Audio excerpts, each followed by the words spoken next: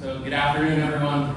Welcome to the celebration of life for our beloved friend, co-worker, uncle, cousin, brother, father, grandfather, and husband, Steve Huntzinger.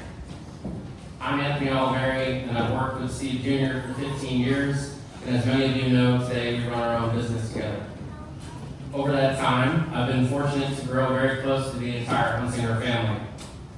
Over the years, Steve Sr. became much more than a familiar face.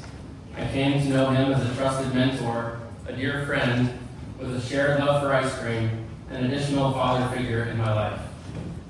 While I mourn Steve's passing deeply, I continue to cherish the many memories I made with him and his profound impact on my life, including on my career through the passions he shared and values he preached. On behalf of the entire Huntzinger family, I want to express our heartfelt thanks to each of you for being here, to honor Steve, to remember the remarkable life he lived, and to celebrate the unique and meaningful connections we each shared with him. I'll be guiding us through this afternoon's tributes, including eulogies and other ways we will honor Steve together.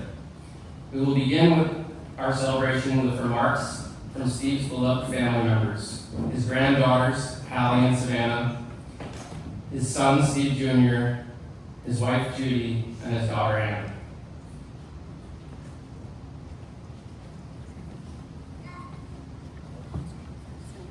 We'll begin with his granddaughter, Savannah.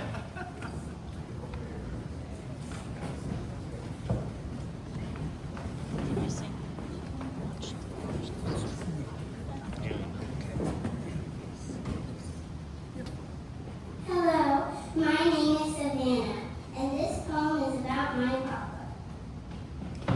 My papa was the best, better than all the rest. He was always wanting to play with me. He made it clear that I was his priority.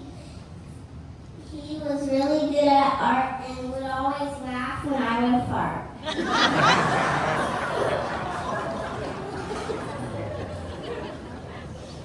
I miss him so much every day, but I can always remember hearing him say, "Did your mom have any kids that are normal?"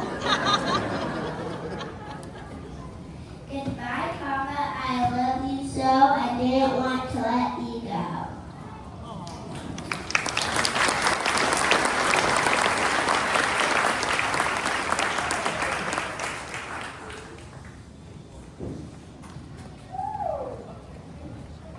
Thank you, Savannah.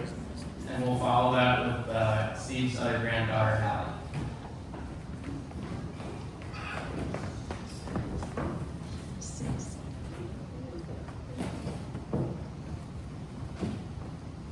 My name is Hallie, and this poem I wrote for my papa. My papa was kind. He made things from wood. He used his big legs, and he was so good. He helped me try new tricks in the air. I flipped and flew with Papa right there. He took me to swim. We played in the pool. He made silly jokes and made water cool. We ran on the track. He cheered me on fast. Then we'd sneak a snack. That part was a blast. We rode his motorcycle. I held on so tight. The wind made us laugh. It felt just right. We would watch Santa and then go play ball. He would always say, "You're killing me, Smalls." We paddled our boats on quiet, calm streams. He always told me to chase my dreams. I love my papa. He loved me too. I'll never forget the fun things we did.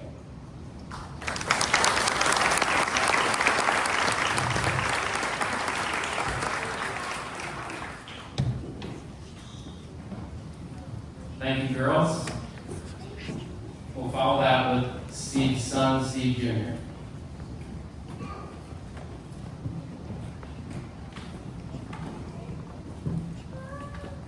I don't know how you're supposed to follow that, but I'll give it my best shot.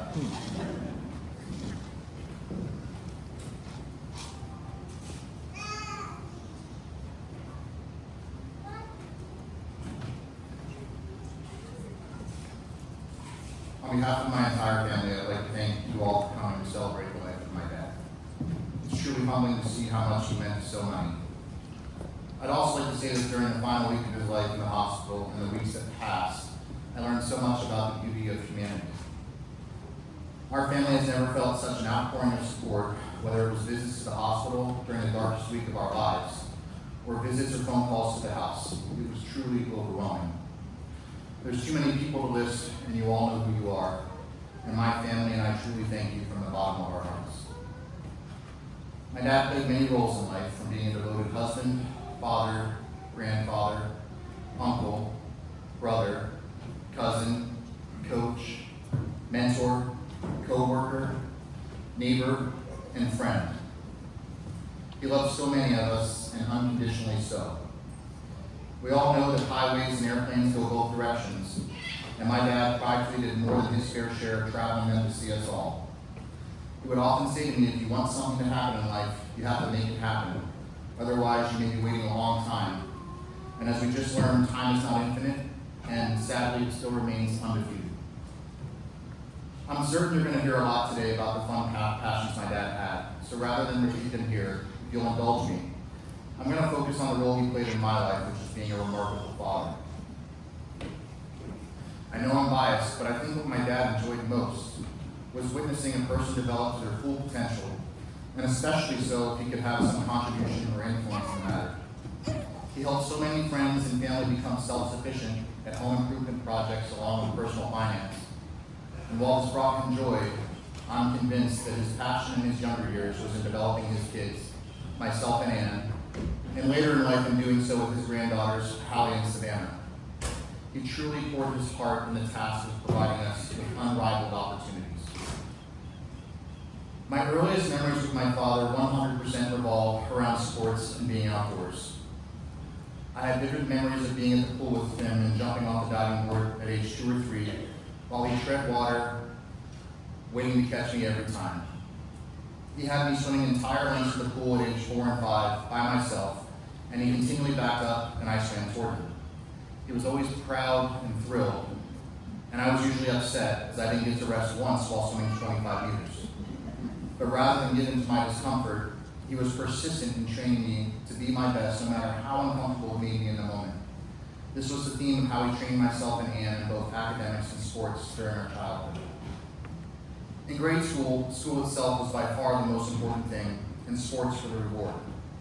If we got our homework done early and allowed him to check it, once it was perfect, it seemed like we would get in the car and drive to some high school sporting event. Most of the time, it would be to the high school Ann and I would eventually attend. But every so often, he would take us to a premier game of the week where we may have to drive 30 plus minutes each way. He would quiz us on our spelling words and multiplication problems on the way. I remember being 4 or 5 when my dad took me to see Grant Hill play basketball at our local high school. We sat in the front row and he said, "You'll remember this. This guy will be playing like Michael Jordan one day." Later, we saw Carol Austin play several times at a neighboring high school. She went on to star at Tennessee, play in the WNBA, and now coaches Duke's women's team. At one of the games, we sat behind legendary Tennessee coach Pat Summitt, who was recruiting her. My dad, of course, struck up a long conversation with her. I didn't realize until years later just how iconic she was. At the time, I thought she was just a friendly neighbor. Then there was Javier Lopez, a star pitcher at our high school who went on to win 4 World Series rings. I was maybe in the 4th or 5th grade when I saw him playing catch with a neighbor, Brian Weatherup. I was so starstruck I could hardly speak. My dad said, "Go grab your glove and ask to join." I was nervous, but I did. And they said yes, and it made my week. My dad taught me early on that no one is out of reach, and that there is nothing wrong with introducing yourself or asking to be a part of something. That lesson stuck. My father and I unquestionably bonded the most over sports in my youth, and in particular, my athletic endeavors. Don't get me wrong, school was by far the most important task, but sports were a close second, and they were a hell of a lot more fun, and thus it garnered a lot more airtime between us. My dad took the responsibility of educating, coaching, and mentoring us extremely seriously. If I were to make an analogy of his teaching or coaching style to college basketball coaches, my dad was the Bobby Knight of fathers.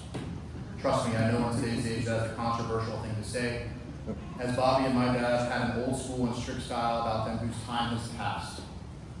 There was not a time for sensitivities, but this style, when mixed with resilient bodies and minds that they molded, would prove to be extremely effective. If you know a little bit about the modest success I had in high school and college track, coupled with knowing my dad had a Bobby Knight aura about him when it came to training and coaching me, you would probably think that he must have put a lot of pressure on me to win. And honestly, nothing could be further from the truth. If I wanted to make my dad proud, it was going to be solely from effort and from laying my body on the line day in and day out. And there was no faking this. I was his blood, and I carried his name.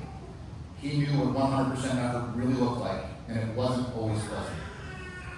What he cared most about was the effort that was being exerted when nobody was watching, which he would always remind me is about 98% of the makeup of our lives. It was this style of coaching and teaching that, if fully applied, teaches one to love the process over the result. If he could get me to buy into this, he promised me the results would follow. My dad was extremely resourceful in providing me with opportunities to excel in track and field, specifically the shot put and discus, once he could tell I was developing a passion for it. And I don't mean resourceful as in spending oodles of money to send me to off the camps and wishing me luck, but rather by directly contacting local sources to see if I could be an apprentice of theirs, so to speak. As early as in the 5th grade, he would take me to our local high school's track practice. My dad introduced himself and me to the coach at the time. In befriending him, my dad got the coaches to allow for me to attend the high school practices while in the 5th and 6th grade. One of the coaches is here today, Coach Zach Scott, who is now the director of track and field at the Virginia Military Institute. To have someone like that at a resource at age 10 or 11 was a huge leg up. Coach, thank you for allowing me to do that. It had a huge impact on my life and still does to this day.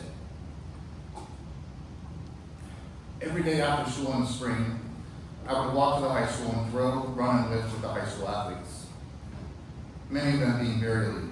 I was transitioning from being a pudgy 10-year-old to a buff 12-year-old, and I loved it. My dad would also introduce us to other local athletes in the area not attending the local high school. We would befriend them and train with them often. In my eyes, beyond just providing me with resources to get better, my dad was humanizing greatness. By taking me to train with so many elite athletes so often at a young age, I saw the persistence and sacrifice that it took to excel at something, and he was able to get me obsessed with the process. He would always praise work ethic and passion. That was the most important thing to him when it came to what the major takeaways were from sports.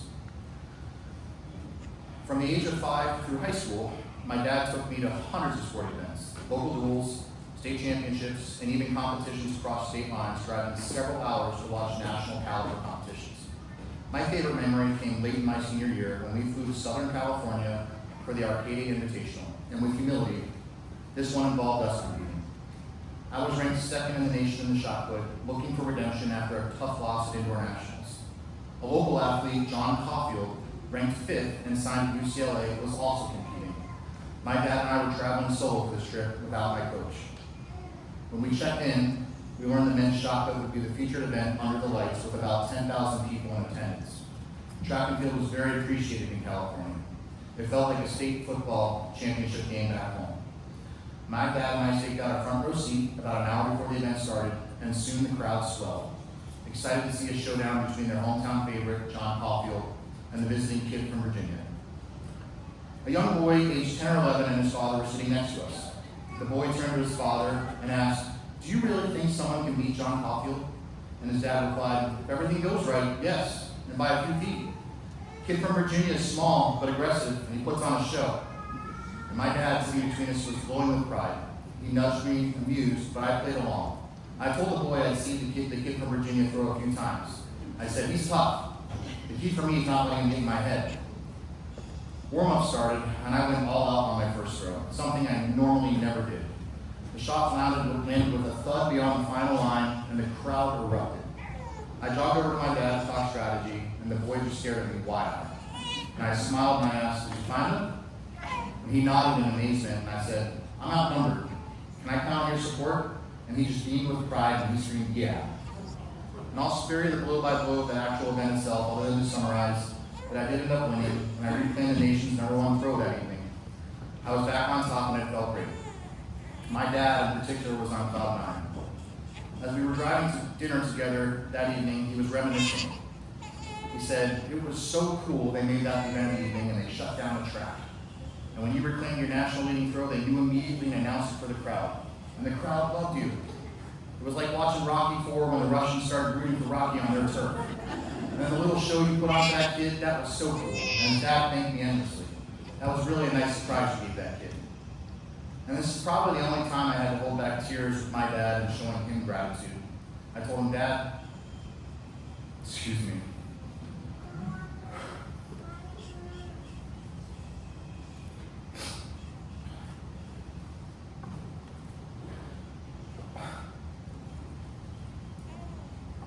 I told him, Dad, that boy and son reminded me so much of us 10 years ago.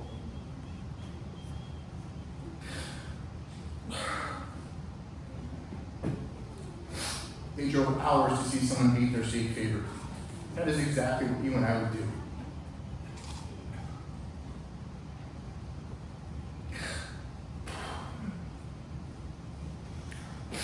And this was the event of the evening because of you. You flew us here and made this happen. And he paused, and I could tell he was fighting back tears a little himself. He took a deep breath and he said, you know, Steve, being a parent is very tough. It's been very hard for me.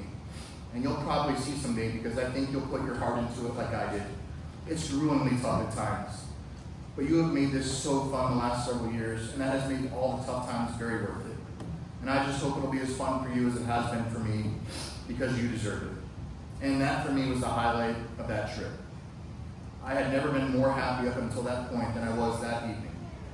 That was the first and only sleepless night I've ever had because of joy, excitement, and gratitude. And I hope many of you can relate to such a feeling. And if you can't, I hope that you can at least once. It's special. I learned a lot about my dad's moral compass during the college recruiting process. An Ivy League school was eager to have me, but could only offer need-based aid. While we didn't qualify, the coach suggested using a lawyer to set up a trust to hide our assets. My dad saw that as defrauding the taxpayers and immediately shut it down.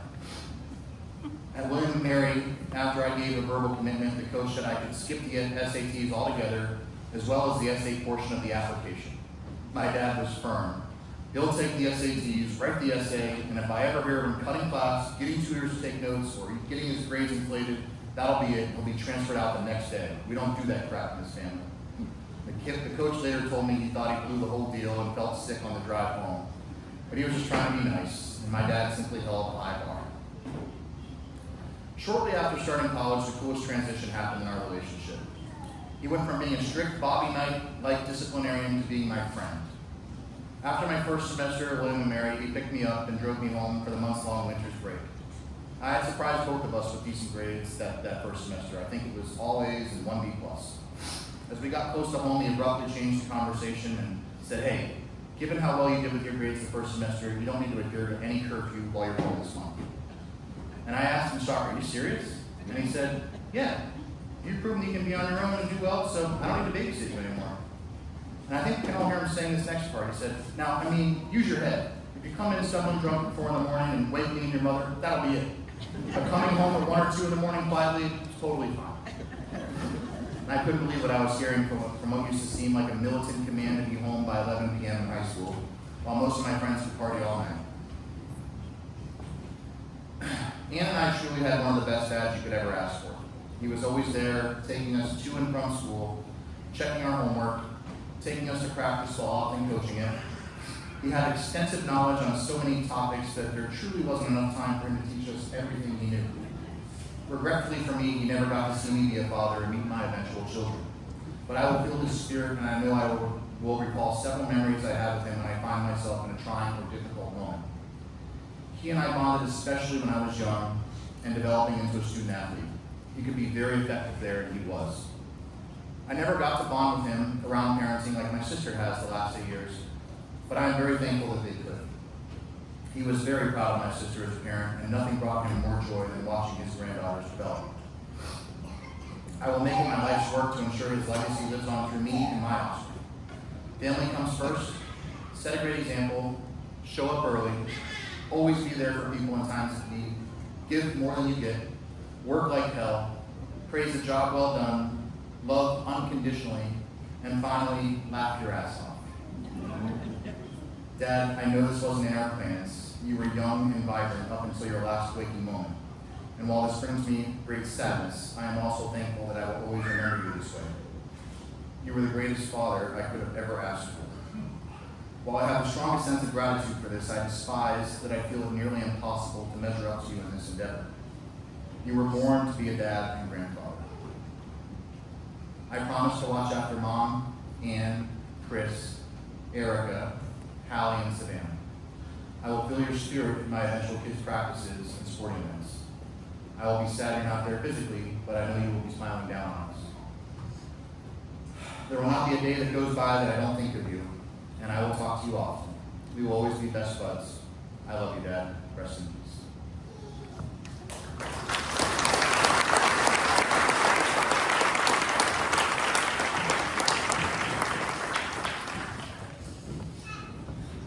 Thanks, Steve. We'll continue with Steve's lovely wife, Judy.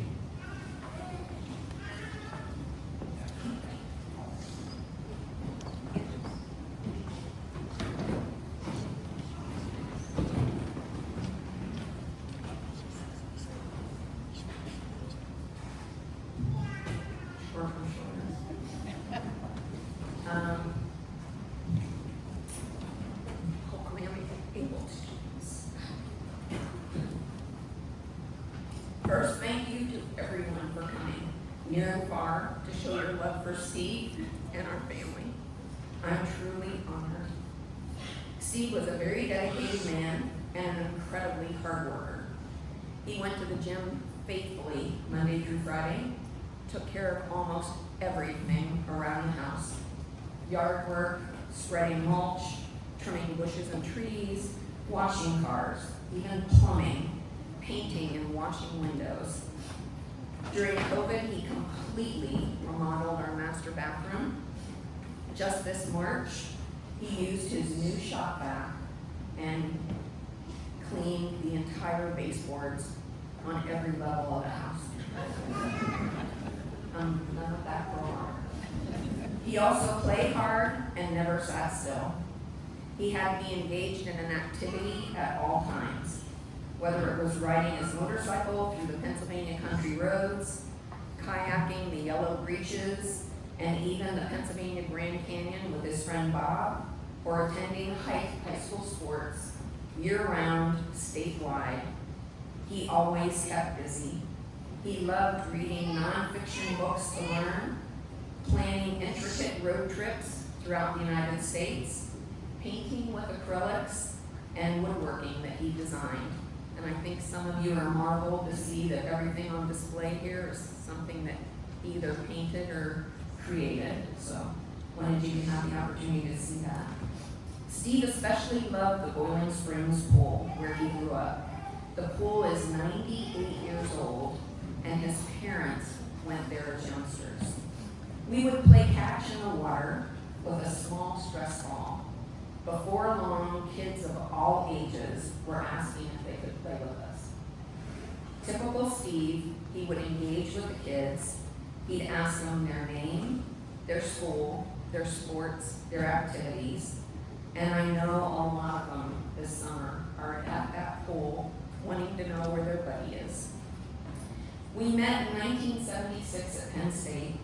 Steve was a serious engineering student, but boy, could he party. We dated for almost 5 years, 3 of them long distance. Steve lived in Washington, D.C., and I lived here in Harrisburg, and we were married for 44 years.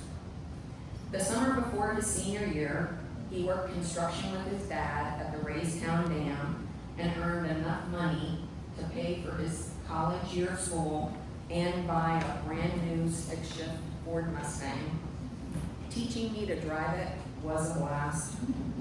We bid on our first house in 1980 and quickly planned a wedding just 9 weeks later. Steve and I divided and conquered to plan the event, which took place in my hometown, Pottsville, just 75 minutes northeast of here.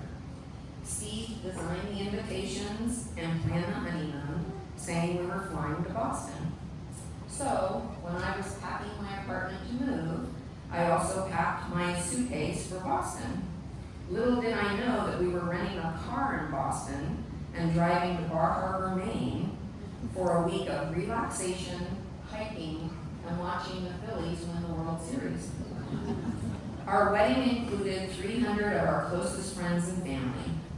One person missing, and a big disappointment to Steve, was Muhammad Ali.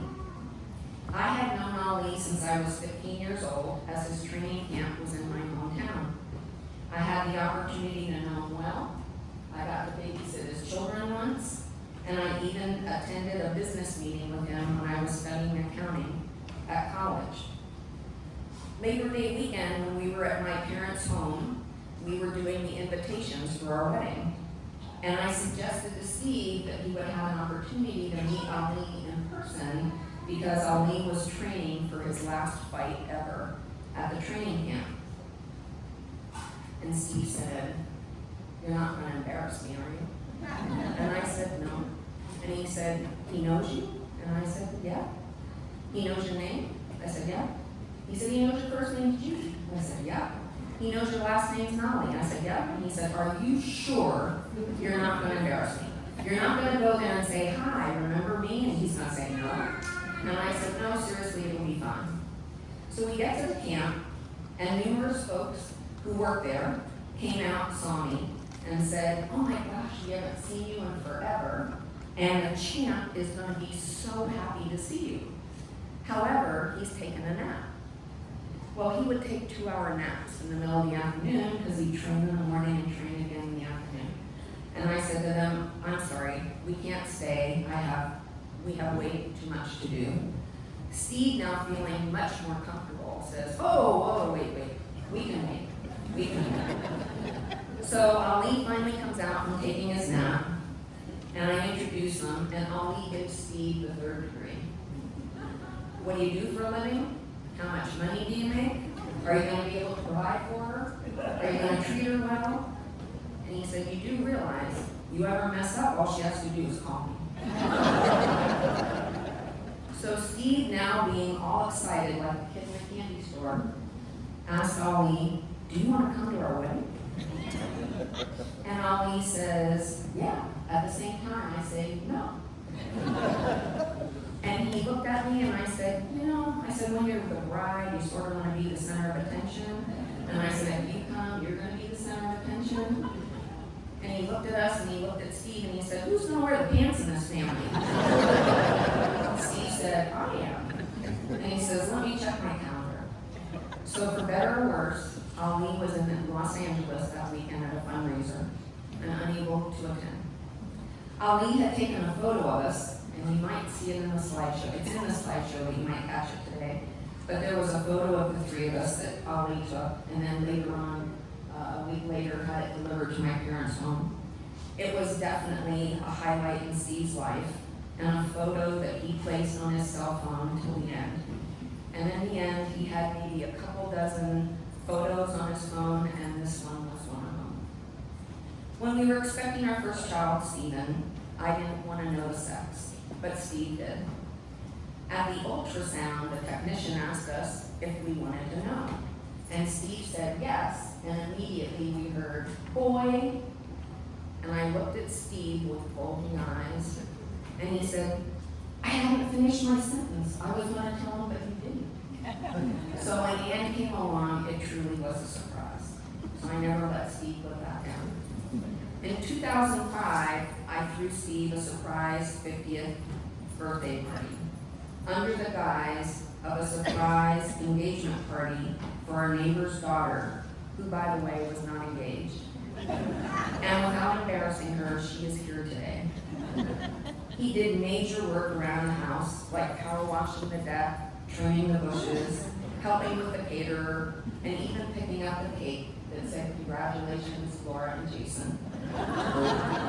Mark, one of his co-workers, who unfortunately is not here but still a dear friend, told me this was a bad idea.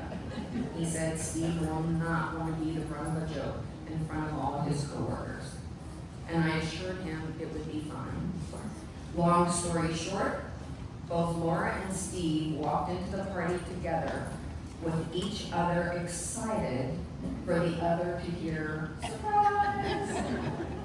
Steve was so confused. At first he wondered, how so many people that he worked with knew Laura. But it truly was a surprise, and Steve did love it. And I'll also add, I had made so many trips to my local Walmart, and I had this cashier Rosie that I really liked, so I'd always wait in her line, even if it was longer. And she would say to me, "You're buying so many things." And I said, "Oh, it's a surprise party for my husband," and I told her it's 50 days before his 50th birthday. So a couple days after his party, we go to Walmart and we get in Rosie's line, and she looked at him and said, "Happy birthday." So it was really cute. We've been blessed to have 2 granddaughters in Fort Worth, Texas, as you met them earlier today. They spent time with us for the past 3 summers without their parents. The first year, they were 3 and 5 years old. Steve was so excited, and he had so many plans for them to become country girls and not city Texas girls. Our son Stephen came down from Boston. Our first country girl outing was taking them trout fishing to a stocked pond where you paid for the fish by the pound. When the girls caught their first fish, Steve was elated. The girls were devastated to learn that they were going to die. So we stopped at 2 catches, and then Steve said, "Do you want to see how the fish get cleaned?" And the girls said, "Yeah." And I said, "No." And the girls looked at me and I said, "Honey, they're not going to take a bath. They're going to get their heads cut off." To which they started bawling. About 5 years ago, we went to a local brewery in Carlisle. Steve had several beers and handed me the keys to the car when we were leaving. Steve's Lexus is much more smoother and faster than my car. After coming off Interstate 81 going 65 miles an hour, I must have continued to run that speed when I hit the Carlisle Pike, which was posted at 45 miles per hour. Well, I got pulled over by a local cop, telling me I was going 18 miles over the limit.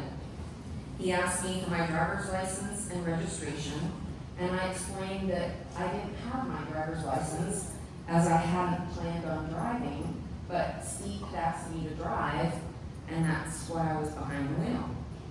So the cop goes off and does his part and comes back to the car, and he says, "I just want to let you know I'm only going to give you a warning." He said, "I want to thank you very much for being responsible." And Steve said, "Are you kidding me? She always gets off." So I gave him a big shove in the arm and I said, "Thank you very much." True story. Steve loved travel and adventure. We drove and hiked going to the Sun Road in Glacier National Park from Montana to Canada with the whole family. It was absolutely one of Steve's favorite roads. Another one of Steve's favorite roads was Beartooth Highway, a 69-mile road from the northeast side of Yellowstone National Park into Red Lodge, Montana. We had a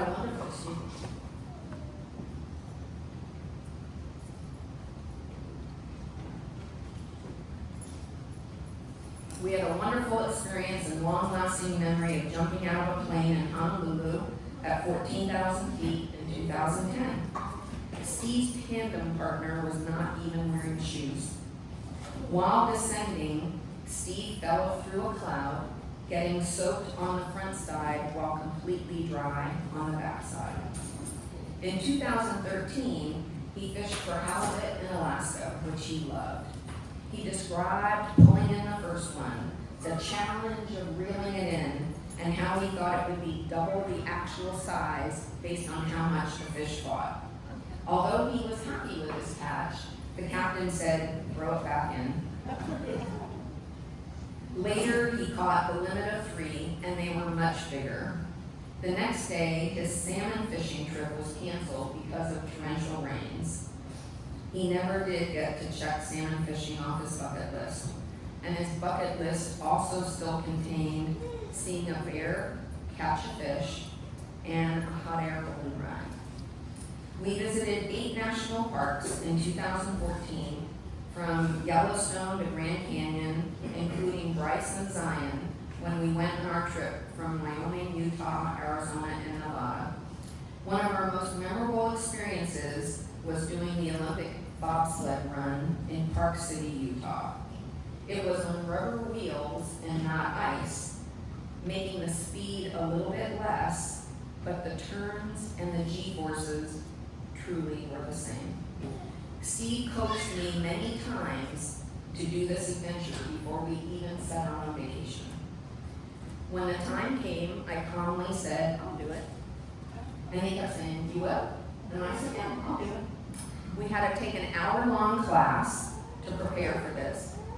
We rode in a 4-person bobsled with a professional driver. It was absolutely whipping.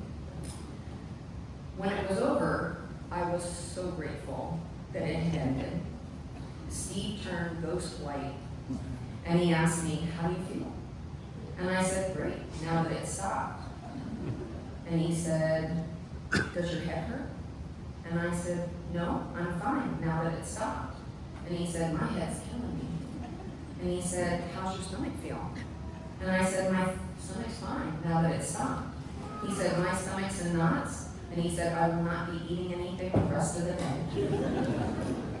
He loved architecture and always made the time to visit state capitals, ask locals for hidden gems, and check out college campuses, including all of the sports facilities. Another sweet find that we did on the way back from Texas was finding Ruby Falls in Chattanooga, Tennessee.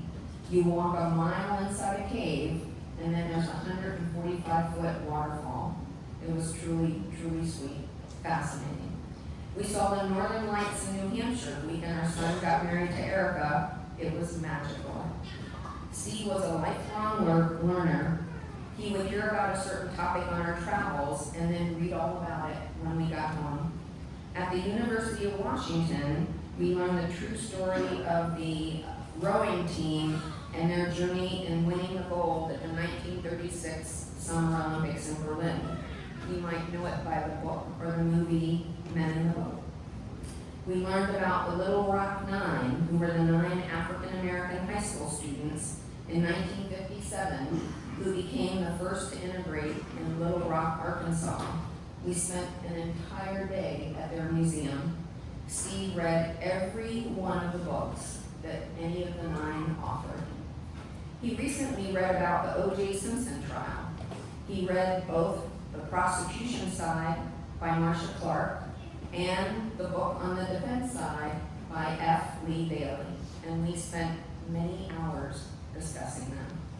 We did zip lines across the U.S., rode sightseeing helicopter in Hawaii, sightseeing plane in Alaska, gondolas in numerous locations including Jackson Hole, Albuquerque, and Mount Washington, and we were blessed to visit all 50 states. Some fun facts about Steve. Steve hated vinegar, but he loved dill pickles. He never used condiments such as ketchup, mustard, mayonnaise, or salad dressing.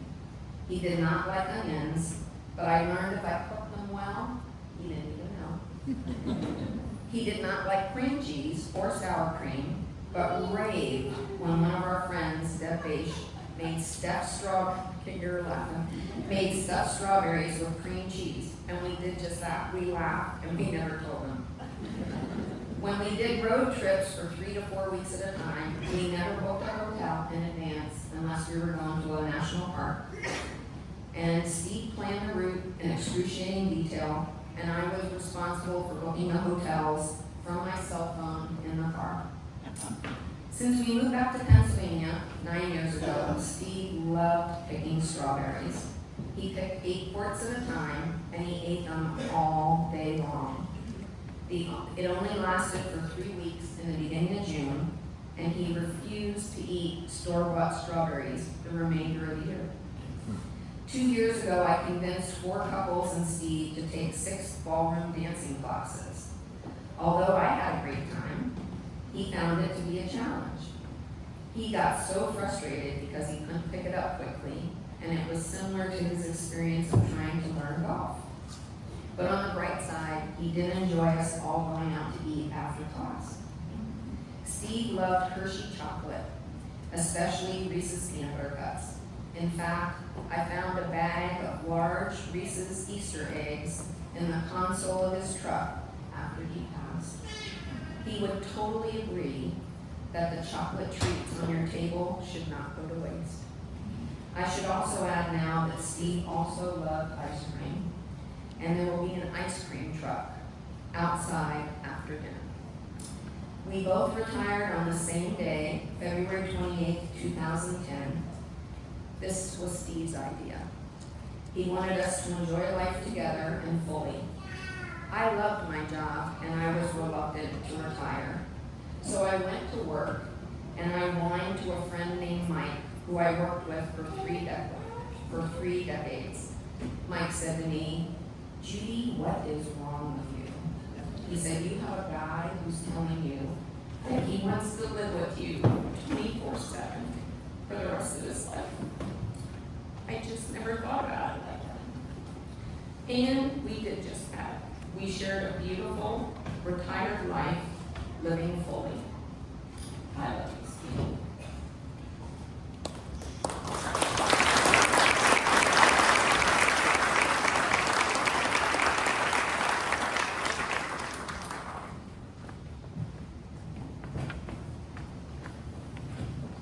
Thank you so much, Judy. We'll continue with Steve's daughter, Anne.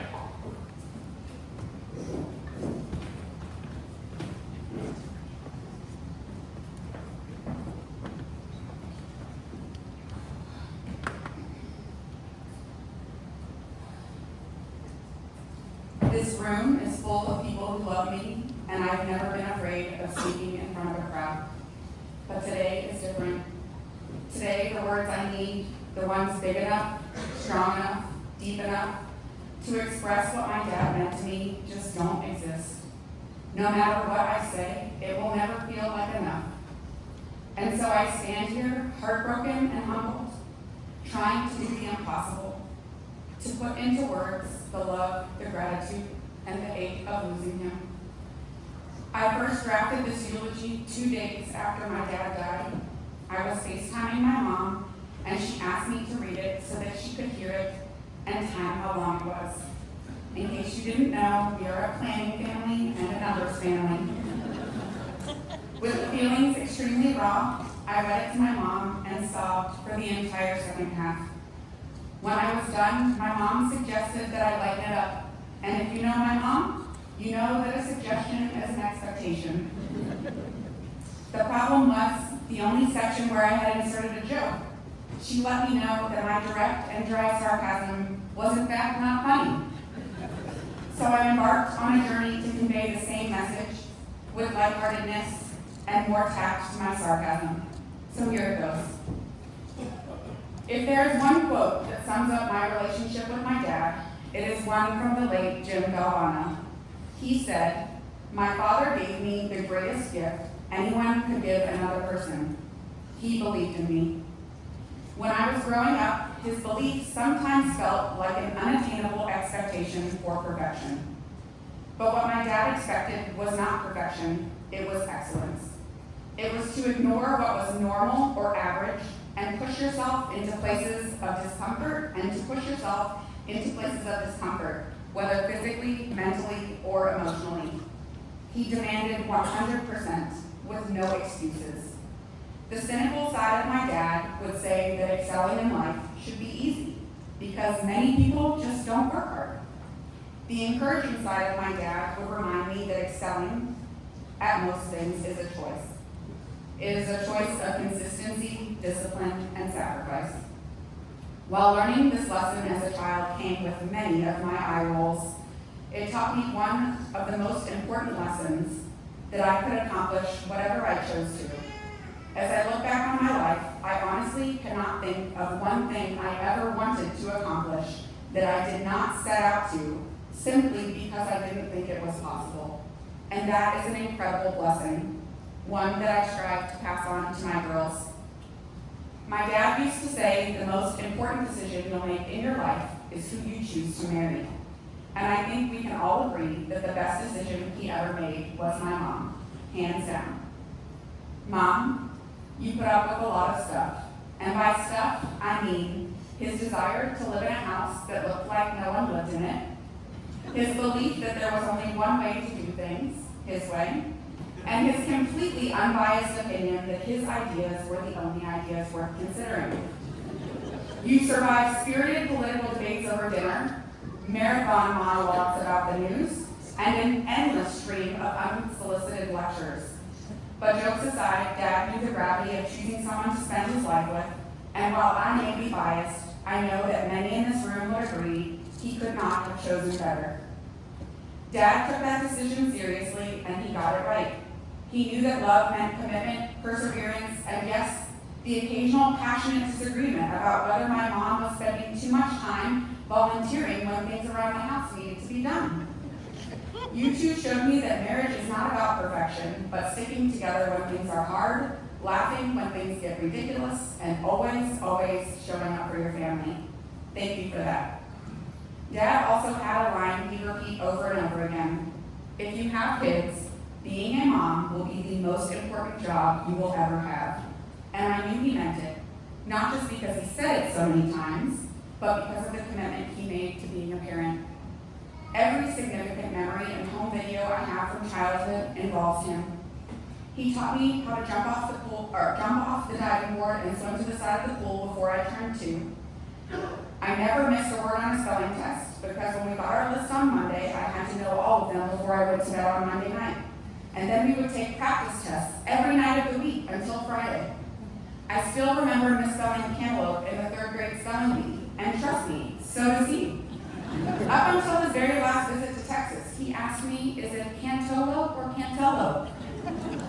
I would read the newspaper before school, and he would have me circle all the words I didn't know, and then I would get a vocabulary lesson as I would eat my Rice Krispies. He was involved in every school project, and while I had to actually do them myself, his OCD would kick in and he would hover over me for an entire weekend, building something way above my ability level. I still remember a few projects that my teachers requested to keep as examples for future classes. If you're ever wondering where my unhealthy perfectionism came from, well now you know. I've sought therapy and made significant strides over the last several years. When I was little, I got hit by a car on my bike right in front of our house. The woman driving was beside herself apologizing, but Dad, he yelled at me because clearly it was my fault. Don't worry, I was fine. And when I would come inside scraped and bruised from falling off my bike or falling out of a tree, he'd ask, did you hurt the ground, or is the sidewalk okay?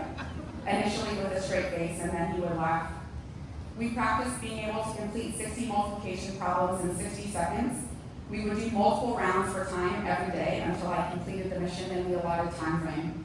When I got my learner's permit, I was expected to parallel park every single time I pulled up to our house.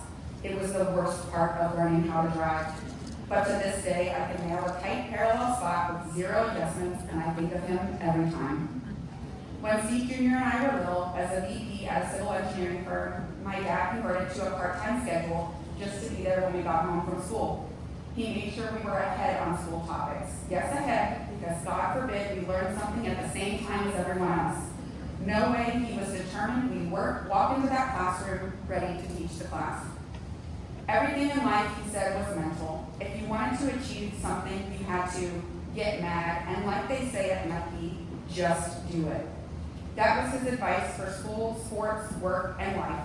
And yes, he absolutely raised us in the suburbs of DC, but don't be fooled, being a city kid was completely unacceptable. He wanted us sharp, tough, independent, farm strong, and a DC suburb zip code. As I touched on earlier, more than helping us excel, he gave us confidence. He helped us believe not just in our abilities, but in our willingness to work for them. To him, there was no feat that couldn't be accomplished. His perspective was that time, perseverance, and hard work could take you anywhere in life you wanted to go. He never used the phrase, but where people say the sky is the limit, that is something that his perspective truly emulated.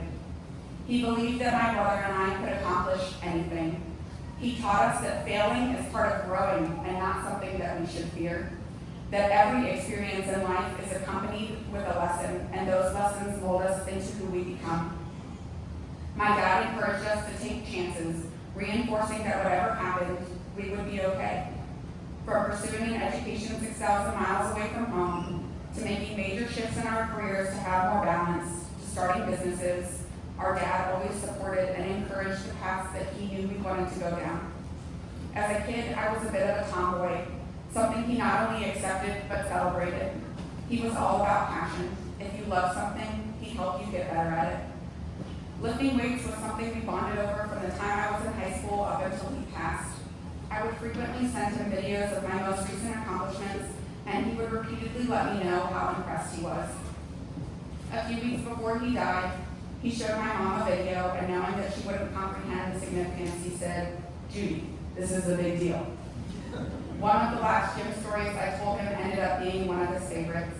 A guy at my gym in Texas asked if I grew up on a farm.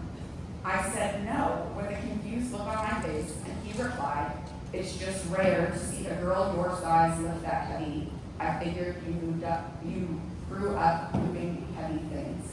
I told Dad, and he loved it. Suburbs be damned, that was the ultimate compliment to him. He didn't want us to be city kids, and apparently I passed the farm girl strength test.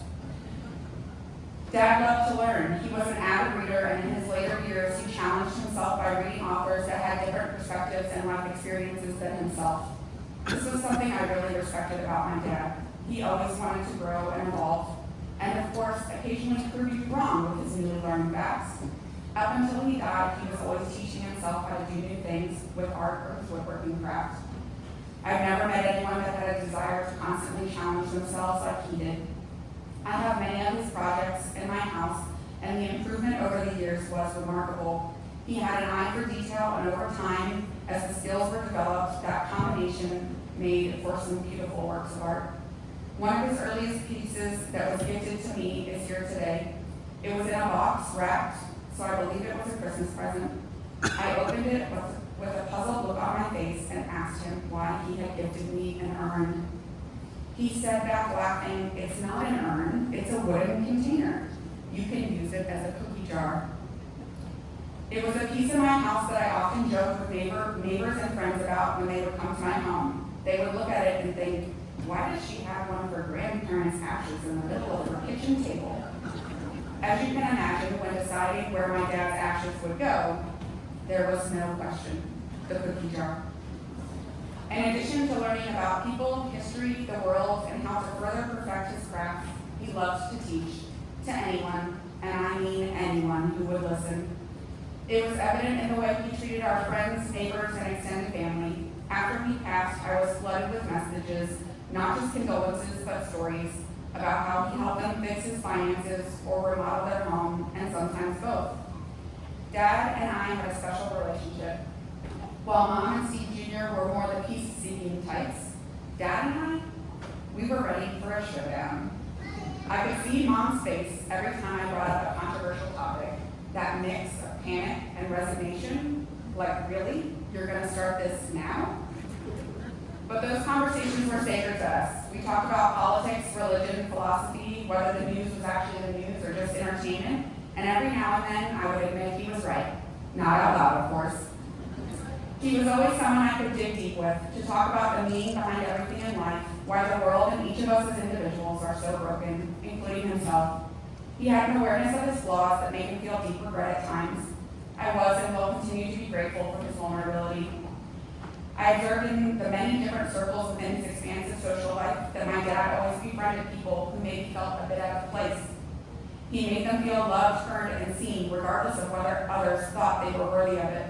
While I generally wouldn't describe my dad as soft, there were definitely some spaces in his world that he was extremely loving. This helped him be a bit more balanced, as he was generally a hard ass.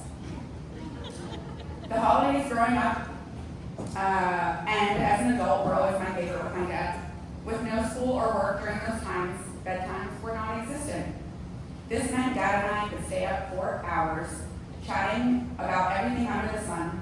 We would exchange notes on our current reads, dissect the evening news, disagree about the cause of world conflicts, talk about investments, listen to his favorite music, and debate which Yankee candle scents were the best. We would share stories about working out, parenting, and how frustrating it is to have these young kids enter the workforce and not want to work hard. This is when I knew my childhood worst nightmare had come true.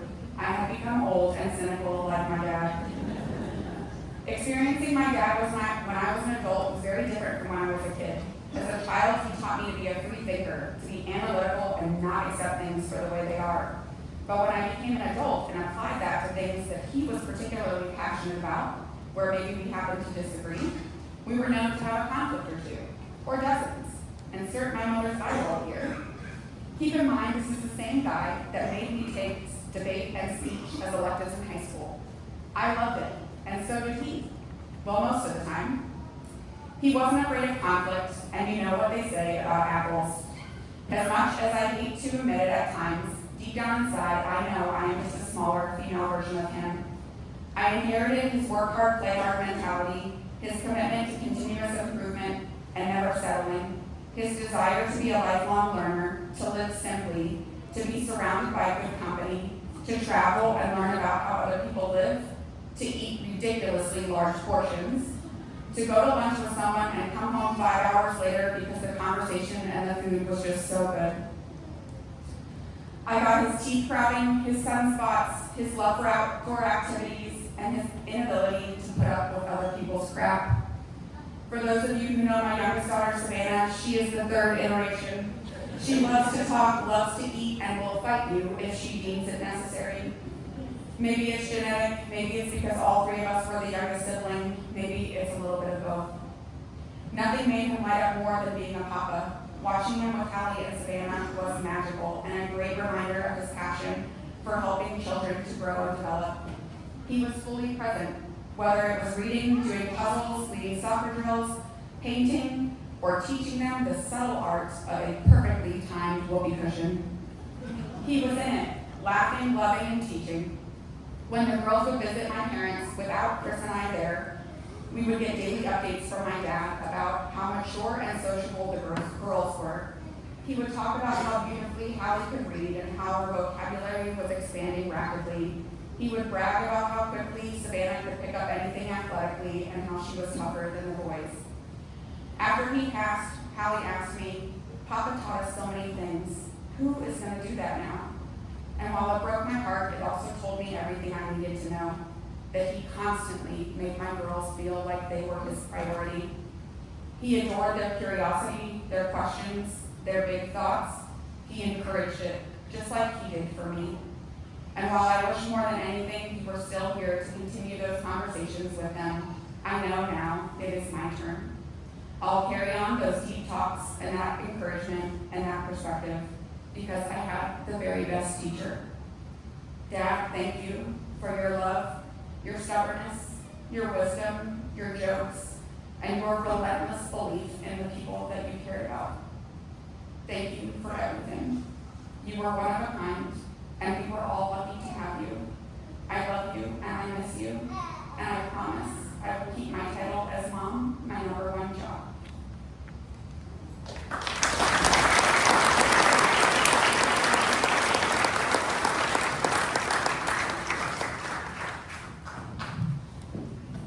Thank you all for those beautiful and heartfelt words.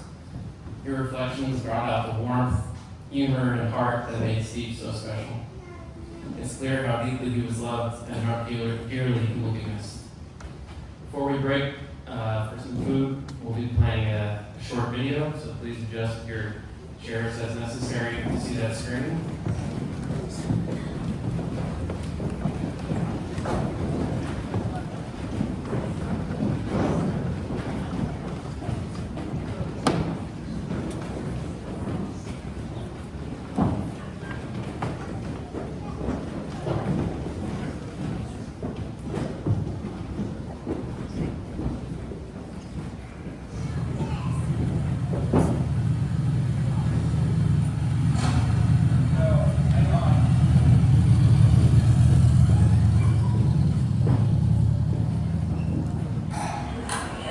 Do